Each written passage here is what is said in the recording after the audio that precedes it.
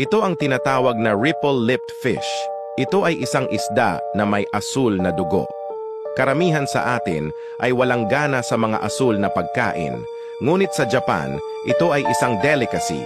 Mahihilig kasi silang kumain ng sashimi, kaya naman ang ripple-lipped fish ang isa sa isda na madalas nilang hinuhuli. Karaniwan itong lumalaki ng hanggang 68 kilo ang timbang, kailangan pa ng 2 tao para buhatin ito.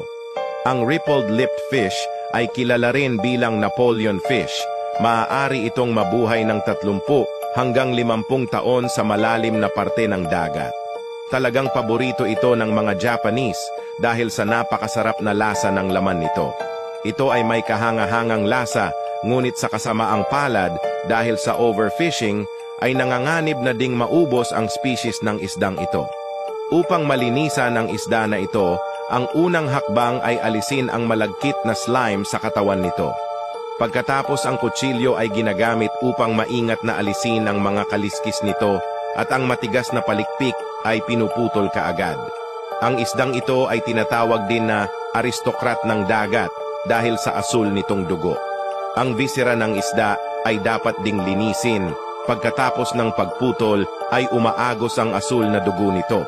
Karaniwang hinihiwa ng mga Japanese ang isdang ito